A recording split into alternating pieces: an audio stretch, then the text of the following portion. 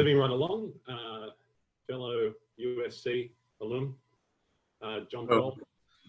How's it going? Microscape, can you share your screen and get started, please? Yes.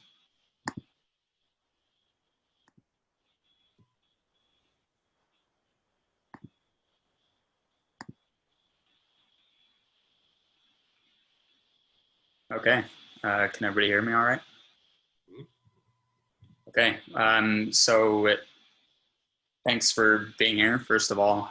This is going to be a bit of a step back from the product side and more company focused around the infrastructure of software and biomedical telecommunication at large. So my name's John Francis and I'm the CTO of Microscape. Our company comes out of a group of biomedical research labs at USC. So my colleague Kyle McClary worked in chemistry, I worked in computer science, and the project that we were on was it was a big consortium of research labs trying to model the human pancreas cell. So there's a lot to talk about there. The main point to emphasize is that it involved taking terabytes and terabytes and terabytes of 3D images of cells. So you can see one of our core teammates is Francesco Cutrale, who runs the biggest imaging center at USC. And then there's Eric Wick, who has helped us with commercialization. So just to talk about 3D imaging and how it works is basically it's a task of taking a bunch of 2D image slices and reconstructing it in a 3D rendering. So this can be everything from MRIs of lungs to CAT scans of brains, all the way down to these more nanometer scale images of neurons firing or cells dividing or microorganisms, for instance.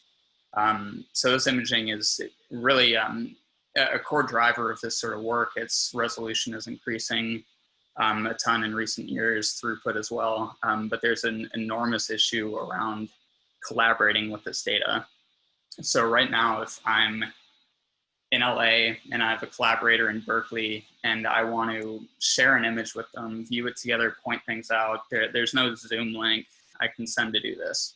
So what ends up happening in 2020 in practice is I'm zipping up hundreds of gigabytes of images, uploading them to Google Drive over hours. These are then being downloaded on the other side and then viewed in $50,000 software that's on some local high-powered machine. So it's a huge bottleneck for just the most basic communication among researchers.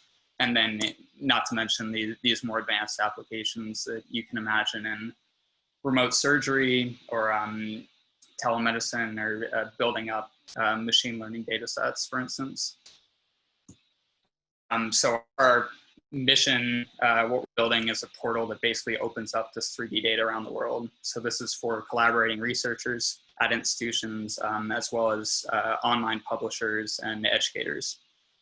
So first focused on this biomedical data that we know and love, but also expanding to 3D data of all sorts. So Microscape is basically this platform. So it's 3D, 4D, and 5D rendering. You'll see these images on the right are all rendered through our platform. The key difference basically is that instead of doing that, uploading and downloading from Dropbox, it's viewable in an online portal. So it's basically hosting this data on the server and streaming the visualization and interaction just as you stream a modern video game or something to that effect. So at that level, it's great. And then it kind of dovetails into these more generation applications, multiplayer collaboration, and VR and AR too for people who are interested in that. So basically the way you can think about this is just the YouTube of 3D data. So just opening up this data to be viewable, shareable online, and just enabling that sort of more general biomedical telecommunication.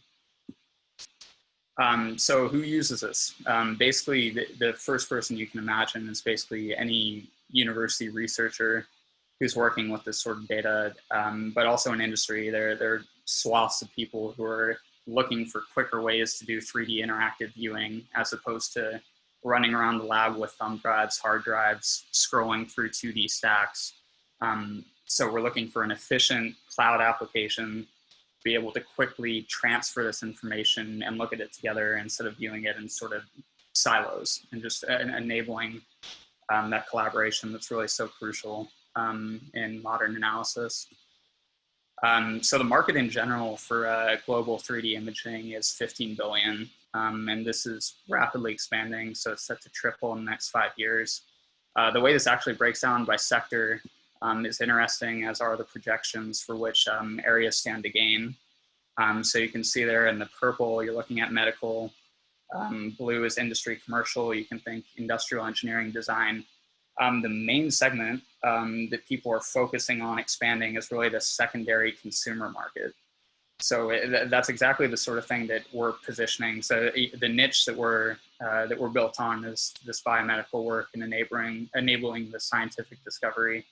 But there is this huge up and coming need to be sharing this information publicly with consumers, to be having a marketplace for transferring this sort of data. So as far as our pricing model for hitting that, basically it's the biomedical research labs at universities. This is the market we know the sales cycle, we know what it takes to talk to the lab manager and get a license sort of thing. So it's starting off with just a very grassroots model. So getting this software on a desktop, people can upload their various data formats, verify image quality, just start to use it within the community, render out videos, snapshots, etc. And basically from there, it's where once you're faithfully reproducing their data, it's then gearing them towards a model where they're actually using this as their commodity of interaction in their day-to-day research. So sharing this within closed networks, open networks, and basically gating the pricing based on the amount of data that you're hosting, and then ultimately delivering to a certain size group or organization. So we do have competitors in this space. So these are the $50,000 sort of software solutions I mentioned earlier.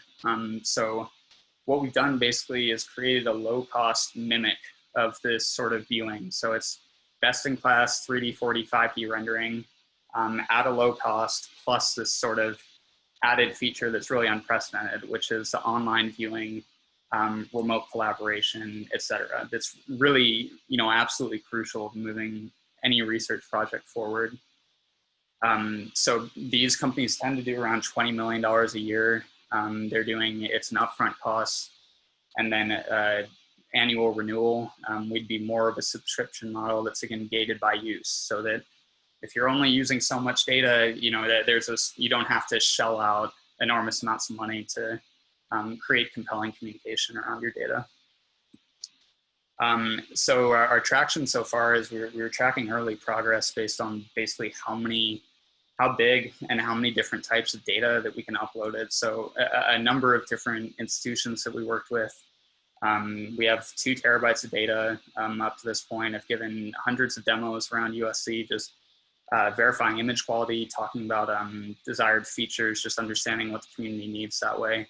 Our colleagues and lab mates really. And we have a provisional patent on the rendering technology, which is really the core thing that allows for these sorts of web applications and online viewing. So the groups we've worked with range from USC Stem Cell Center, which has been great, and then really kind of after that point, 5 imaging labs at USC, and then even a quantum simulation lab where it's taking in more point cloud type data, but just kind of speaks to the variety of data types that we can support. Up to this point, we've been funded entirely on grants, so it's been $40,000 over the past 2.5 years for this project. So Kyle and I are both lead developers on it, so it's been pretty low overhead to just get the data out. But we are looking to expand and really make those key hires in sales mainly. So just looking at enterprise sales, trying to expand to more diverse industries, and get this off the ground, start seeing what kind of solutions we can deliver in that way. So quite early stage. And yeah, just some quick numbers on our this conservative estimate of revenue, just based on what we've done so far in-house, given some cash inflow to generate, to make a hire in sales, as I mentioned. So we're looking at growing from 10 to 250 users, getting to a net of 1.2 million on 250 users in the next 2 years. So that's it. Excited to take any questions, and really appreciate your games. Thank you, John. Lucas, I'm going to go with you first. Yeah, so I guess this is more around the sales process. So do you have to, you're selling into one of the most difficult spaces out there. Like, walk me through how you're going to attack these universities. Right. So the first part is just spinning up a demo of their data. So it's initially you have somebody who's either the image director of a laboratory who is excited about next level visualization, who wants to have good demos for donors, for instance. So it's after the proof of concept on being able to render their data, it's then moving them into getting seat licenses, just for the most basic functionality for their labs. So that's what with AMI, for instance, the Alfred Mann Institute at USC, start out with the demo, go back and forth, see what they need. And then at that point, that's when they get interested in being able to pull this down onto their iPads in the clinic or whatever else. So it's getting them in with the rendering, and then toying with that idea of more and more remote crosstalk. So is your end customer the same? Like, is the lab technician the person that's actually using the product? Do they have this in their actual budget to be able to pay for it? Or are you having to then go up 2 levels to an administrator of the organization to actually get them to close? No, it's definitely a lot better than that. So it's like, if you're a lab director, you'll have your grant funding that you actually are required to spend after a certain period. So there's discretionary funds that's often used for software exactly like this. So it's finding that overlap in the budget that is something that they feel to be next generation or something that can help their lab. But yeah, it's actually up to the principal investigator to decide how those funds are used, and software is a typical expense. Cool. Thanks. Good presentation. Yeah.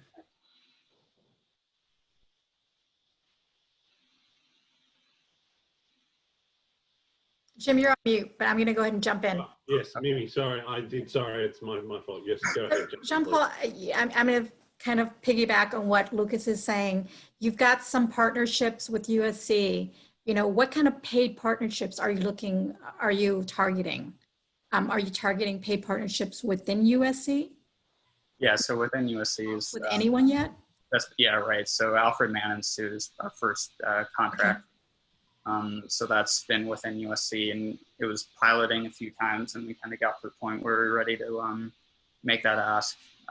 But after that point, it's a lot of groups that we know from conferences, and we have some great advisors that have done a lot of work in the biomedical startup space. So it's talking to these collaborating institutions that we've developed relationships with. And again, we are really looking for help on the sales side. It's like, we don't want to be, the way we're doing it, we're not sure how scalable it is for a couple scientists to be running the sales process that way. So we'd love to hear any sort of strategy on. Have you read the TechCrunch article about the 2 PhD problem? Sorry? There's a TechCrunch article about the 2 PhD problem. Oh, sure, yeah. Companies now. That is not the category we want to be in. Okay, so really it sounds like it's going to be a lengthy, if you don't mind my saying, painful process. So what's been the customer feedback? Have you got feedback that you desire? Is there a need for this? Yeah, you're actually mandated to be, if you receive a grant, you're actually mandated to be delivering it publicly. So people are already paying for S3 storage that's just really clunky, where like if you want to bring down your images from Amazon in a lab, you're paying out the nose to be pulling those down from the server to your local software every time. So there's people that are extremely keen on this, and even for fostering more collaborations and just showing off their work, really.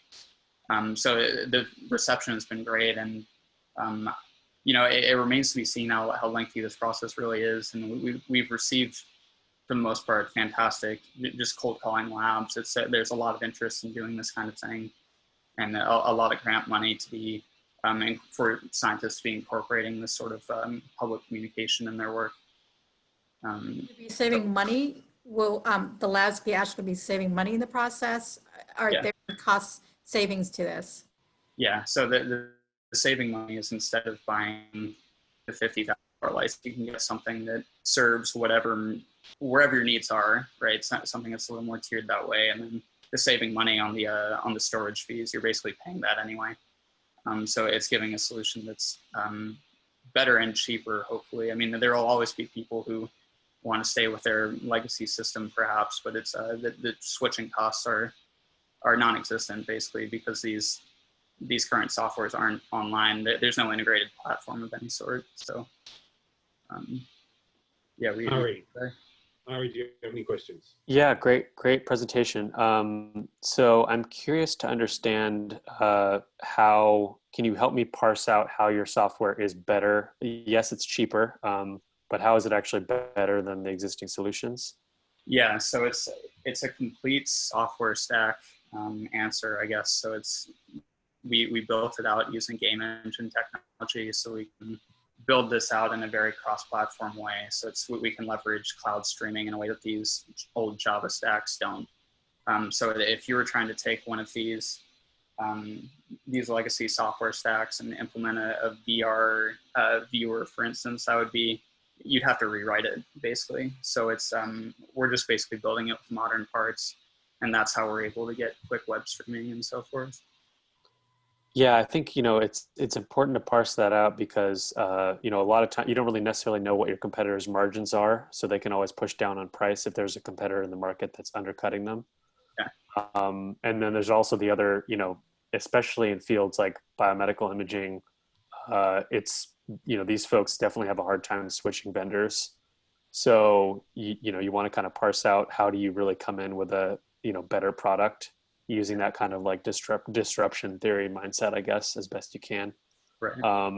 The last thing I wanted to ask about briefly was the sort of consumer imaging market. And, if you look at those graphs that you showed, or those pie charts, how do you think you could play into that, or what does that look like? That's quite interesting, and to be honest, I think a lot of it is fueled by speculation on the headset side.